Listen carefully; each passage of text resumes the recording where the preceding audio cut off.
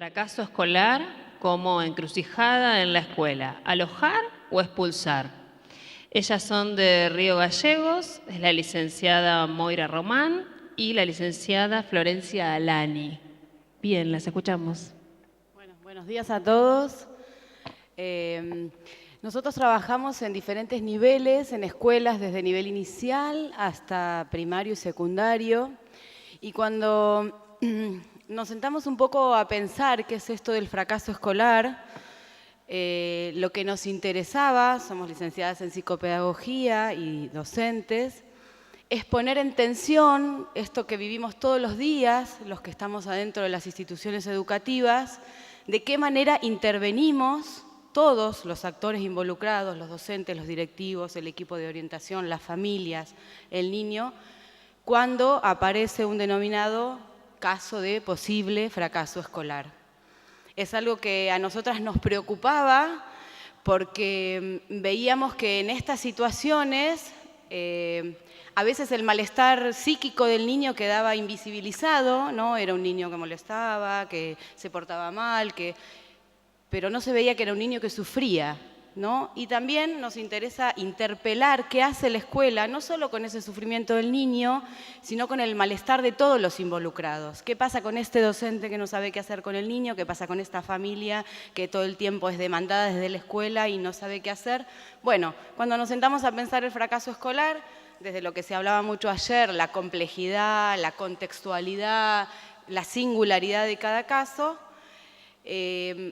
nos interesa ver las intervenciones subjetivantes que puede hacer la escuela respecto de estos casos, ¿no? Intervenciones subjetivantes en el sentido de qué es intervenir en algo. Bueno, intervenir es tomar posición, decir tengo este planteo y desde ese lado lo que nosotros nos proponemos es abrir preguntas, ¿sí? Sabemos que no hay respuestas, que no hay recetas en estos casos, que sí podemos intentar construir en las escuelas espacios para pensar juntos qué pasa con este niño, qué pasa con esta familia, qué pasa con este docente. Por eso la presentación la armamos a través de un caso real, de un niño real, que por supuesto tiene un nombre ficticio, que se llama Martín, que Florencia les va a contar un poquito. Buenos días. Me parece que es más cómodo con los dos, ¿no? Bueno, tomamos un caso real como ejemplificador de esto que queríamos contarles hoy. Martín es un niño que hoy actualmente tiene 10 años, pero todo esto comenzó en su tránsito escolar desde preescolar.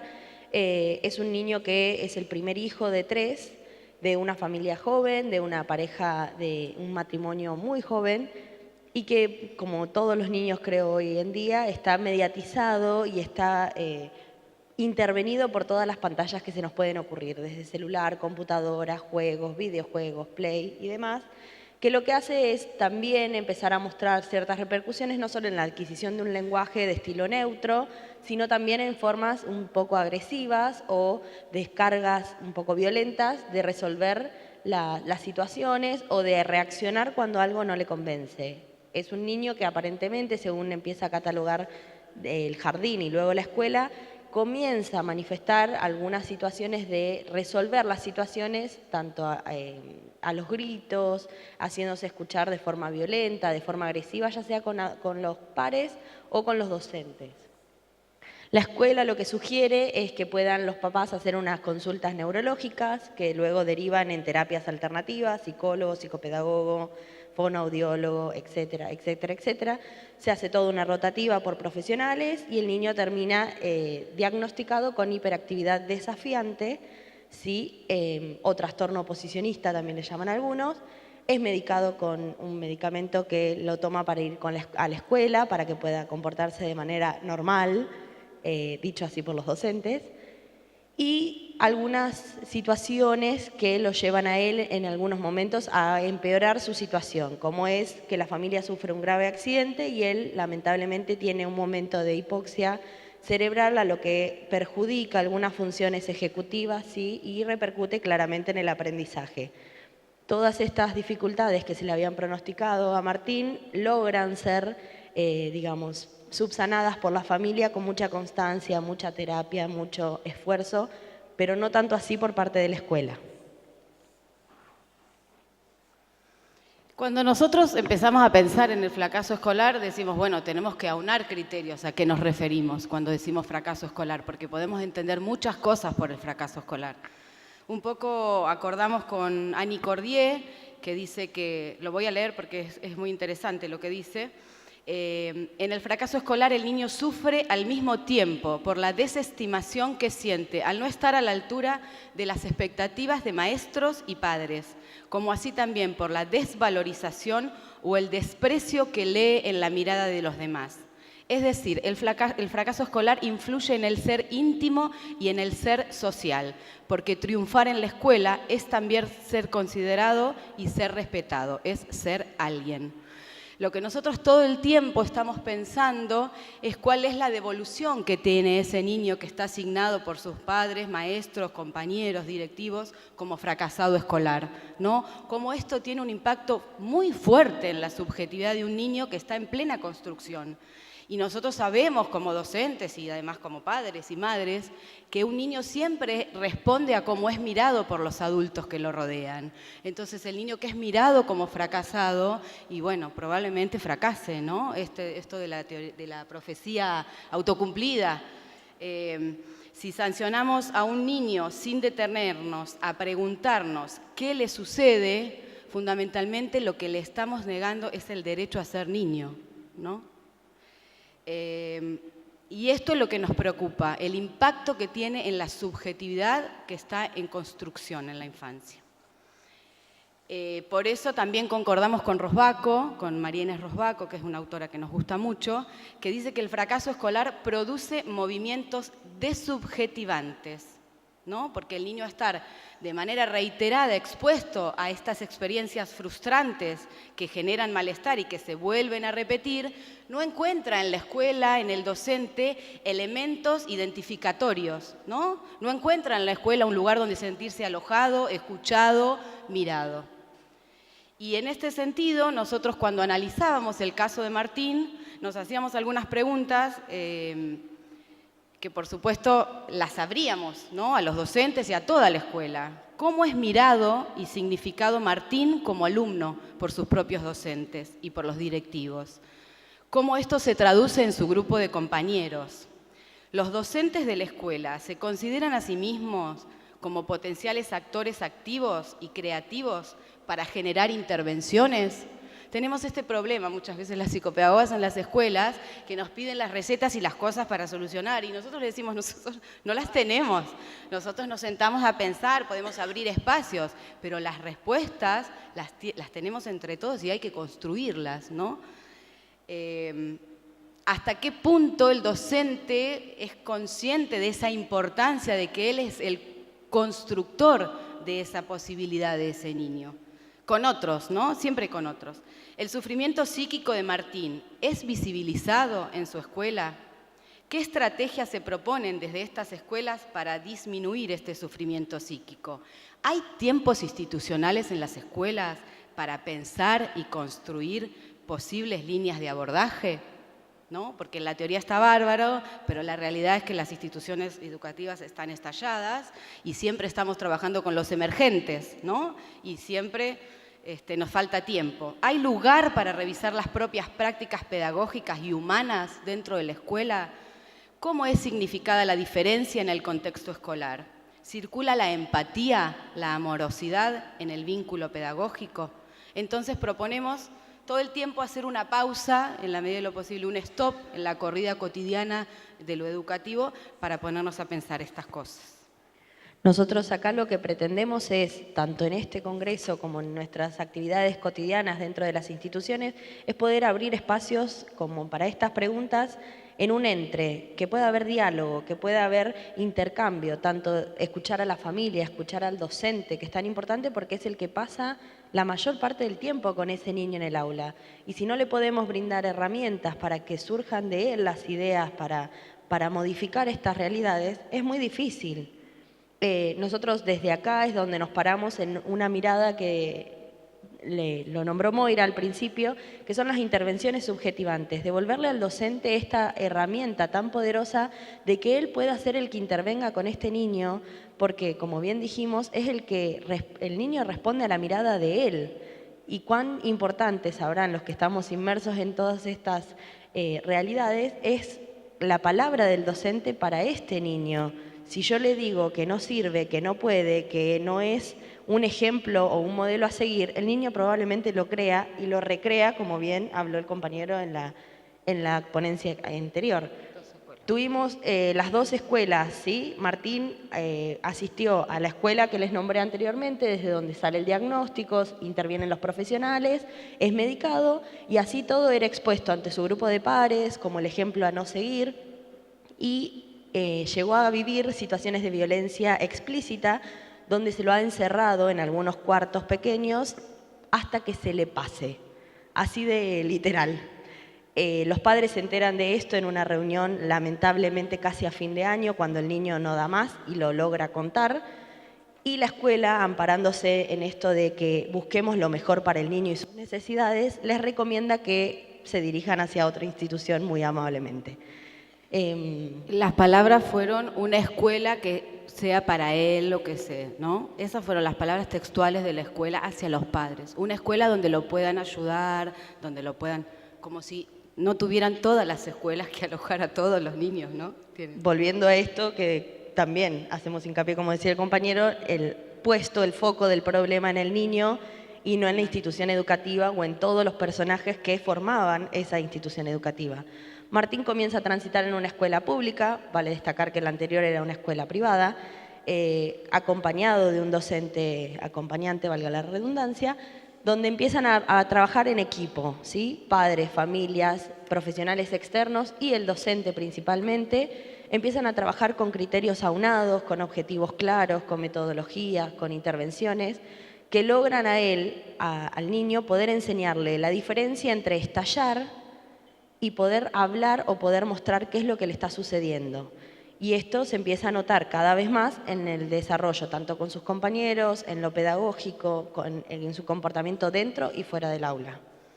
Y fue como un trabajo muy de a poco y muy de hormiga, que tampoco se necesitó grandes estrategias ni recursos, digamos, porque frente a un hecho cotidiano que era perder sus útiles, que lo generaban, digamos, que realmente se tornaba un problema y una crisis, esta maestra, a diferencia de la otra maestra, le propuso tener una caja y ella le traía lápices de repuesto. Entonces, cuando el niño perdía un lápiz, o sea, fíjense la simpleza, ¿no? Pero la predisposición distinta de esta maestra, que en vez de sancionarlo o de decirle por qué haber perdido las cosas, simplemente usó durante un tiempo un recurso mínimo y digamos, y por lo menos esa, no todas, ¿no? Pero con eso chiquitito ya empezó un camino de la diferencia. Por eso nosotros, cuando nos sentamos a pensar el título de lo que escribíamos, nos gustó usar la metáfora de la bifurcación del camino, ¿no? Como todo en la vida, podemos elegir qué camino tomar. Y claramente estas 2 escuelas habían elegido 2 caminos distintos que tomar, ¿no? Acordamos con lo que dice Scliar, que dice, la educación es un gesto ético, es contemplar la dimensión humana del acto de enseñar, es introducir la empatía y la amorosidad, ¿no? Esto que estaba presente en esta segunda escuela, que hacía agua en la primera. Y también concordamos con Rosbaco cuando, digamos, nunca nos tenemos que olvidar que la escuela es el primer organizador social, ¿no? Luego de la familia, y que también la escuela puede ser productora de violencia, ¿no? Esto que también claramente expuso el compañero anteriormente. Cuando una escuela no abre espacios para preguntarse qué le pasa a un niño signado como fracasado escolar o con un niño que no aprende o que aprende de otra manera, está ejerciendo, nosotras creemos, explícitamente un tipo de violencia institucional. Sobre todo porque también además va en contra del niño como sujeto de derecho, como sujeto de la infancia, ¿no? Y por eso fundamental no olvidar que en la escuela se construyen subjetividades, ¿no? Más allá de contenidos, de saberes, de apropiación. Es un espacio de construcción del ser social. Y bueno, a veces la violencia aparece enmascarada, ¿no? No es así tan fácil de ver. aparece disfrazada en las instituciones. Bueno, un poco nuestra responsabilidad como adultos, como docentes, como psicopedagogos, como psicólogos, o todos los adultos que rodeamos a los niños, es un poco tratar de desnaturalizar esas máscaras que a veces están bastante enquistadas en las escuelas, institucionalizadas muchas veces. No, y también nos hacemos un mea culpa como profesionales. No sé cuál es la realidad de acá o de los lugares de donde provienen ustedes, pero la realidad de Santa Cruz es que solamente cuentan con gabinete psicopedagógico las escuelas secundarias. Y nosotros creemos que la mayor necesidad está en la prevención, justamente, para que no terminen o desertando en el porcentaje que nos asustó recién, que mostraba el compañero del 58%, en un secundario donde claramente la subjetividad no está totalmente terminada de armar, pero claramente tiene ciertas marcas que son muy difíciles de volver a reconstruir en ese momento de la vida. Entonces, creemos que nuestra intervención como profesionales, como docentes, como padres, desde cualquier lugar que nos toque estar, tiene que ser desde la primera infancia, desde preescolar, inclusive desde antes en los hogares. Entonces acá hacemos un mea culpa, decir cómo podemos nosotros devolver la pelota a los docentes y pensar con los docentes en cómo cambiamos estas realidades que lamentablemente son las que tenemos, pero no son las que queremos para nuestras generaciones futuras. En ese sentido, las psicopedagogas tenemos como siempre una deuda, ¿no? Porque siempre aparecemos cuando los problemas ya están instalados y nosotros queremos trabajar en la prevención. Pero bueno, también el sistema educativo en eso tiene sus limitaciones porque la realidad es que los equipos de orientación, como decía Florencia, funcionan en el nivel secundario, por lo menos en Río Gallegos, y nosotros vemos que eso ya es muy tarde, que igual podemos hacer, siempre podemos hacer, pero qué distinto sería la vida de cada uno de esos niños como Martín o de cada una de esas familias si las intervenciones podrían ser desde el jardín, ¿no? Porque las cosas aparecen desde el jardín y se ven claramente desde el nivel inicial. Nosotros lo que creemos es esto, firmemente, en que trabajamos con sujetos y el sujeto está todo el tiempo en construcción, en transformación, en continuo proceso de redescubrirse y siempre es con un otro, digamos. Y en esto la función del docente como mediador, devolviendo este lugar de otro significativo para mí como persona y para mí como docente y para mí como sujeto que aprende. Digo, cuántas dimensiones nos atraviesan en las realidades de las aulas y de las instituciones educativas que no son tenidas en cuenta y que se catalogan directamente como un fracaso escolar. Y en realidad lo que estamos perdiendo de eje y lo que estamos perdiendo de vista es quién sufre detrás de todo eso. Está bien, el alumno puede llevar un 0, puede llevar un 1, puede repetir de año, puede cambiarse de escuela, pero todo ese sufrimiento que vivió a lo largo del tiempo sigue quedando en esa persona y eso lo traslada a otras realidades, marcado, signado como un fracasado escolar. Entonces me remito a las palabras que nos dieron ayer en la bienvenida de ¿es un sujeto fracasado o está sujetado a ese fracaso o a esa categoría de fracaso? Cuando un niño manifiesta dificultades en la escuela, todos los adultos que lo rodeamos tenemos que tomar una posición ética y más humana. Y en las conclusiones, por supuesto que nos seguimos haciendo preguntas, decimos, ¿qué tipo de escuela queremos construir? ¿Qué tipo de escuela queremos habitar? ¿Estamos dispuestos al compromiso que supone poner en juego prácticas críticas, intervenciones novedosas, pensadas desde la singularidad de cada uno de los alumnos que nos convocan? ¿Estamos alertas para intentar nosotros no fracasar? Me parece que ese es el cierre más claro que nos podemos permitir hoy. Pensar quiénes son los que fracasamos o quiénes son los que no queremos fracasar. Me parece que a veces los adultos tenemos más miedo a generar en nosotros un fracaso que lo depositamos en otro. Entonces, volver a pensarnos, volver a abrir estas preguntas, volver a despertar de este lugar tan instituido que tenemos a veces en los lugares de trabajo o en las profesiones y decir, bueno, movernos de la comodidad y ojalá nosotros les deseamos a ustedes y a nosotras mismas encontrarnos con muchos Martín en el camino para poder todo el tiempo volver a pensar, ¿esto es lo que queremos o qué quiero hacer con lo que tengo para aportar? Muchas gracias. Gracias.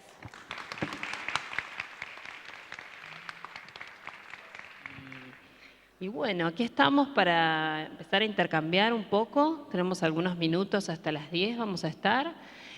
Así que damos paso si los expositores quieren agregar algo más que les quedó, o del trabajo del compañero, o si alguien quiere hacer alguna pregunta, o si tenemos alguna pregunta de la sala virtual. ¿El fracaso se da cuando no hay empatía entre el adulto y el niño?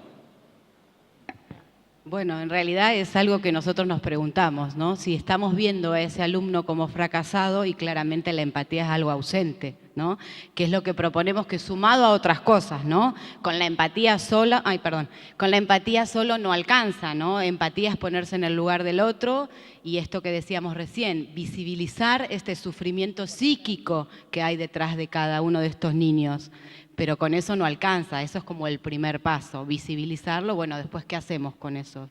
Me siento a pensar con otros, me interpelo a mí misma desde mi práctica docente, psicopedagógica o psicológica con ese niño, cómo lo estuve mirando, cómo lo puedo empezar a mirar de otra manera, y siempre es con otros, ¿no? En ese sentido, el trabajo individual de pensar solo consideramos que no sirve. Siempre es con otros adultos, con la familia y con el mismo niño también.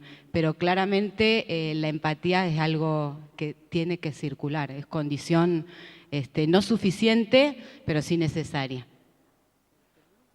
Sobre todo vuelvo a dirigirme al trabajo del compañero, que a veces también es reconocer las propias limitaciones. Digo, si hay algo que no logra establecerse en este vínculo, y para no derivar en un fracaso, sí, creo que necesito de la mirada de otros, porque siempre la mía solo va a estar sesgada por mi singularidad.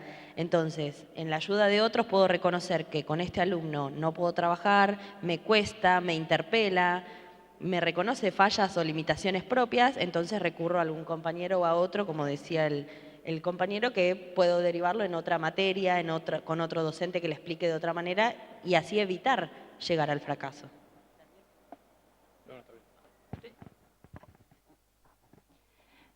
A mí me parece que el fracaso escolar tiene que ver con un eje en la educación, que es la transmisión de conocimientos solamente. Hablamos de formación integral, pero en realidad, y si vemos los planes de estudio y los de trabajo de aula, vemos que se habla de la formación integral. Pero ¿qué se evalúa? Se evalúa solamente lo cognitivo. Y al hacer ese solo eje, dejamos de lado todas los otros desarrollos que tiene el alumno. Como dije en mi exposición, yo he trabajado, bueno, tengo una larga carrera docente, pero además en este caso de investigación he trabajado con estudiantes y han demostrado sus capacidades para comprender la realidad, para entenderla, para situarse en la realidad en la que viven, la realidad de la escuela y la realidad propia, personal, y encontrar soluciones y hacer propuestas. Entonces, nosotros creo que dejamos de lado todas las capacidades y desarrollos que tiene el alumno y nos centramos en nuestra disciplina, nuestros contenidos y evaluamos eso. Y el chico es mucho más que eso. Y todos sabemos además que los contenidos son por un tiempo. Hay que centrarse en aquello que es fundamental, que es el desarrollo de la persona como tal. Y en ese sentido creo que tenemos una falla. Sí, respecto a me despertó un tema, unas palabras que dijo recién. Me parece que el tema del fracaso es un tema de valoración social, es un tema absolutamente meritocrático. ¿Por qué? Porque la sociedad valora quien está adentro de la escuela. Si no transitaste por la escuela, sos un burro, aunque en realidad no seas un burro. En realidad, por ejemplo, los pibes que piden en los semáforos o que venden cosas en los semáforos, hacen cuentas matemáticas en el aire con una abstracción espectacular que nuestros alumnos no podrían hacer en el aula a la velocidad que ellos hacen. Pero socialmente ellos no saben, ellos son fracasados porque no están adentro de la escuela, porque no tienen esa certificación social y ese aval que da la construcción social de lo que es el fracaso y no es el fracaso. Y respecto a la evaluación, bueno, a ver, ¿qué evaluamos cuando evaluamos? ¿Evaluamos si nos imita bien? ¿Evaluamos si tiene buena memoria? ¿Evaluamos si se copia bien? ¿O evaluamos un proceso de crecimiento en el estudiante? Y le querían preguntar, Daniel Dorado, al profesor Peña, sobre su experiencia personal, ¿cuánto hace que trabaja de esta manera? En la escuela de reingreso, desde el año 2007. Las escuelas fueron creadas en el año 2004. Y además en otras dos escuelas, la escuela del Distrito 15, la número 5, que es de la zona de Saavedra, cercana al barrio Mitre, para los que conocen la ciudad de Buenos Aires, y la escuela del CENAR. Pero estas posiciones filosóficas no se aplican solamente en la escuela de reingreso. Yo trato de difundirlas y de charlar con todos los docentes para aplicarlas en todas las escuelas, porque además estoy proponiendo que se flexibilicen esas fronteras que hacen que en algunos casos sean infranqueables y a veces los que entraron los empujan afuera de la frontera de vuelta. Así que, digamos, la prédica, por decirlo de alguna manera, es para que podamos flexibilizar las fronteras en la escuela tradicional. Muchísimas gracias. ¿Hay más preguntas? Dale. ¿Sí? Anaí Arganiara, quisiera preguntarle a las chicas cómo creen que debemos proceder cuando nosotros detectamos ese alumno que pide ser escuchado, pero que la institución o incluso los padres no quieren escucharlo o acompañarlo.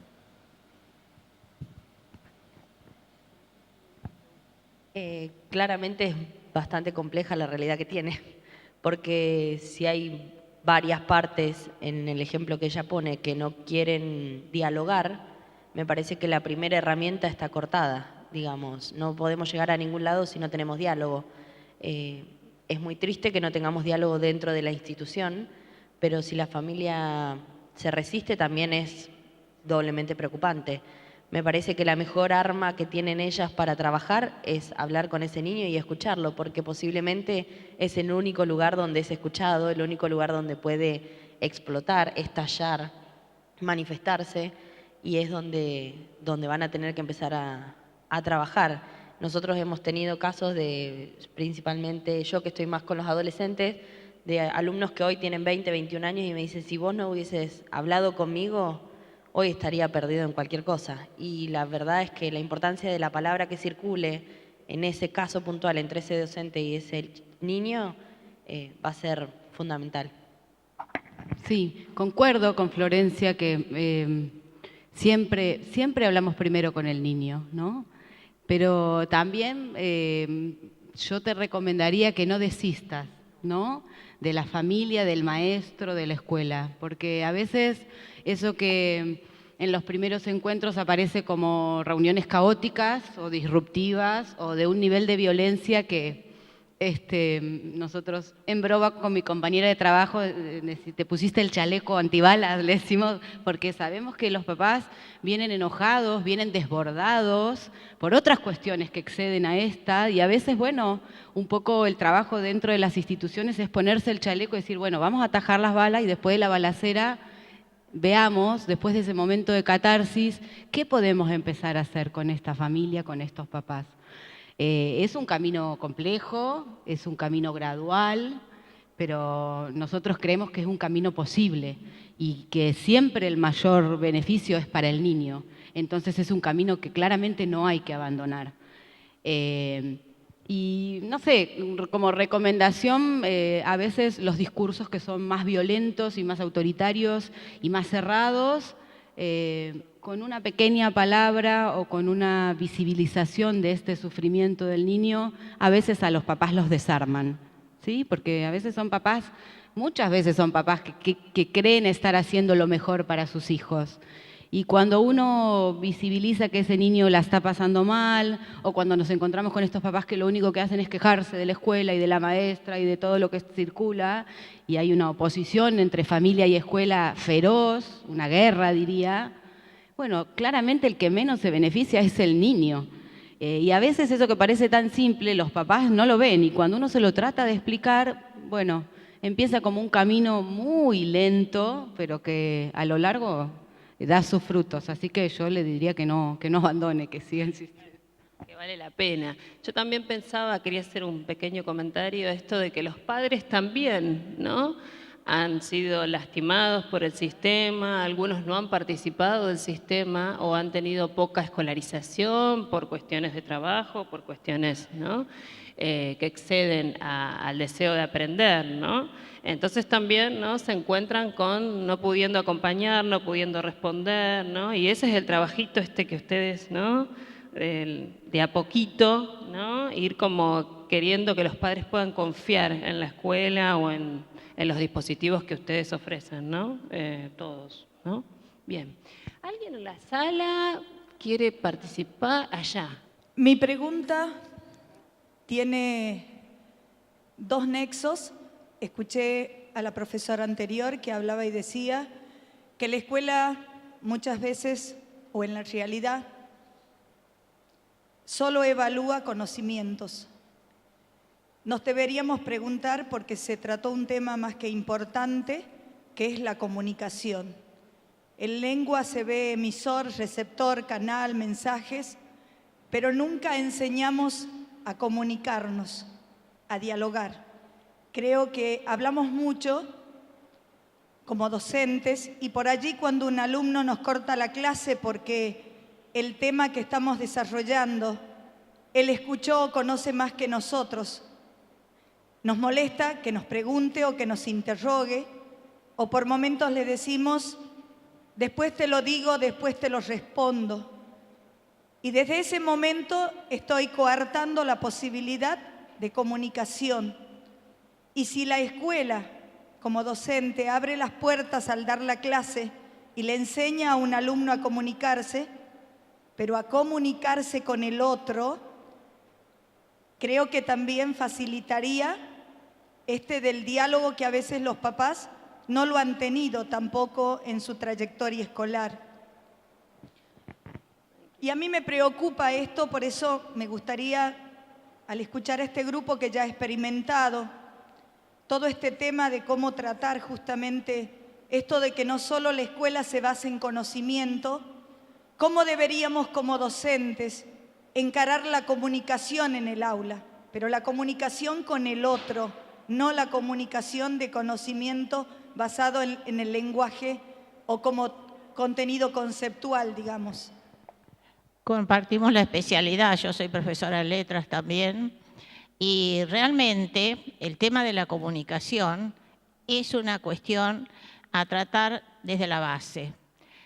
Nosotros usamos un código que no es el de nuestros alumnos y muchas veces desconocemos sus términos y por el solo desconocimiento partimos de pensar que está mal dicho.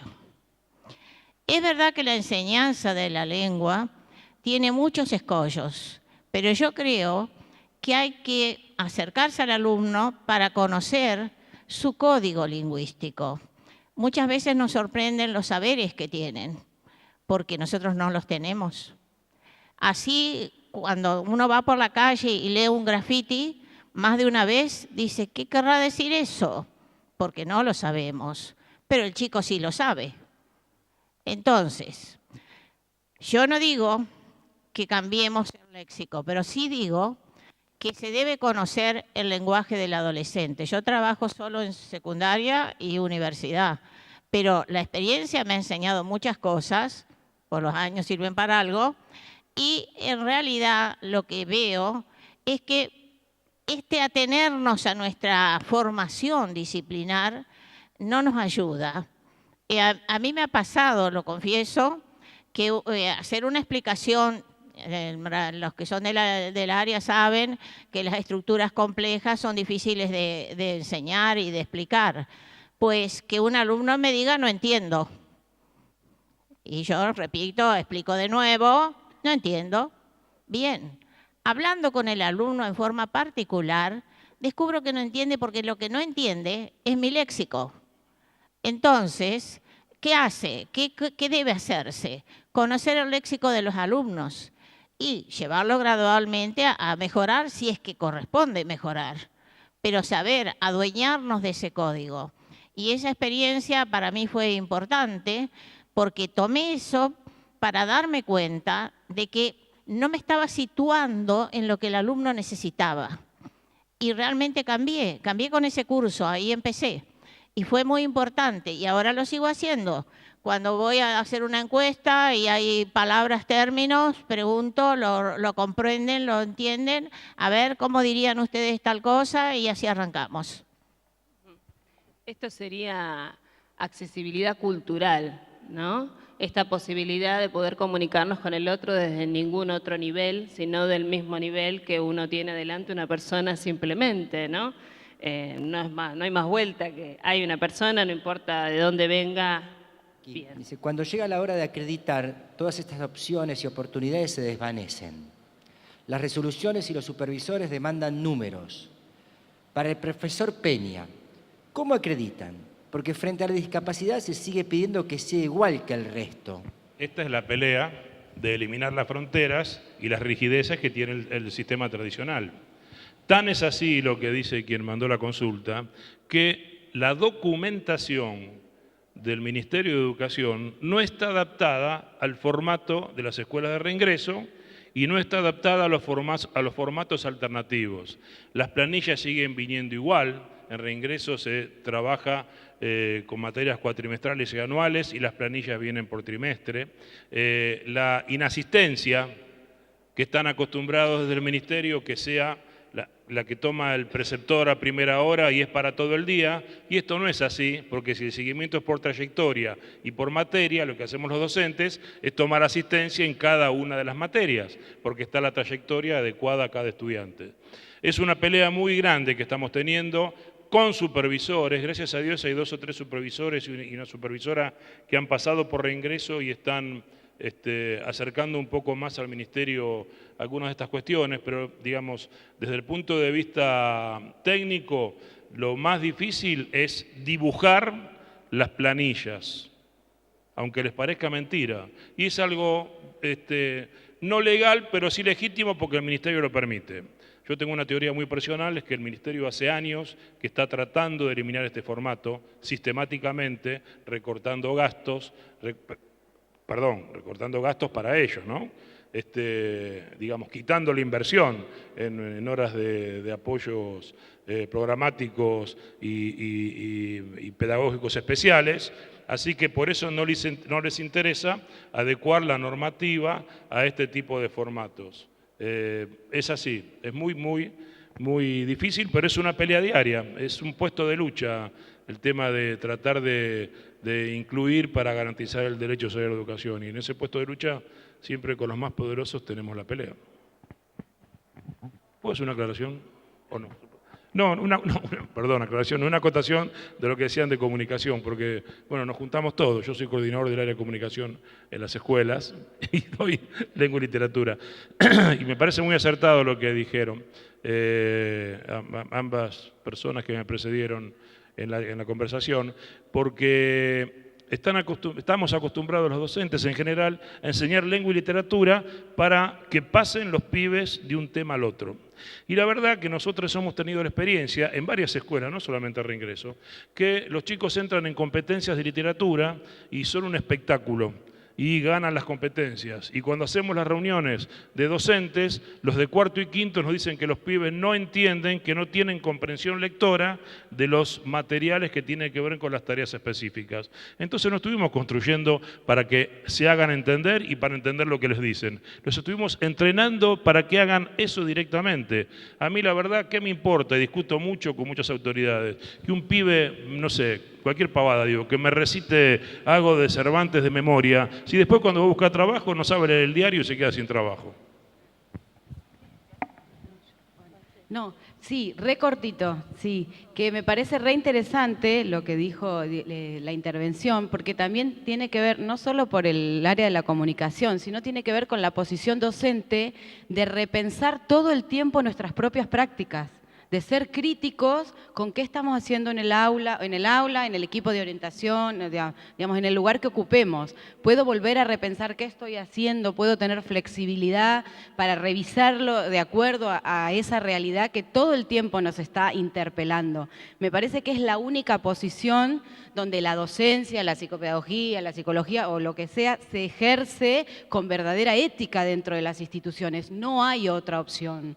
La otra opción claramente lo único que deja son fracasos de todos, de nosotros mismos sobre todo. Lo último, para cerrar con esto, que me parece re interesante, me parece que yo puedo enseñar o aprender a comunicarme con mis alumnos si primero puedo comunicarme yo como docente. Digo, si al docente no le devolvemos la voz y la herramienta y la posibilidad de que intervenga, de que busque alternativas, de que se repiense, y esto viene desde su rol como docente, pero también de su rol como humano, y muchas veces eso también es invisibilizado. Viene, cumple su horario, entrega las planillas y se va a otra escuela para seguir la marcha diaria. Bueno, ¿cuántas veces un directivo, un supervisor se sienta con ese docente y le dice, ¿qué te pasa? ¿Cómo podemos mejorar? ¿A dónde vamos? ¿Qué estás haciendo? Me parece que... Sí, ayer justamente en una de las ponencias decían esto, que al docente le llegan todas las innovaciones y todos los reclamos. A mí me quedó como justamente, y nadie le pregunta cómo está, no, nunca. Así que estamos medio sobre la hora, por ahí podamos dar lugar a una pregunta más, no sé si en la sala hay alguien que quiera preguntar o damos paso a... Sí, ¿tenés alguna pregunta? Solo un comentario, lo que hablaba el profesor, que Daniel dice... Cuando yo entro con una temática así, el secretario me dice, ¿qué venís a dibujar? ¿No? O sea, ¿qué venís a inventar acá? Así que coincide con usted. Te contestaron. Bien, entonces, ¿tenés alguna pregunta o cerramos? ¿Listo? ¿Alguien más en la sala? Bueno, bien, estamos ya sobre la hora, tenemos que tomar un cafecito, descansar un poco, que han sido ponencias muy interesantes, muy intensas, ¿no?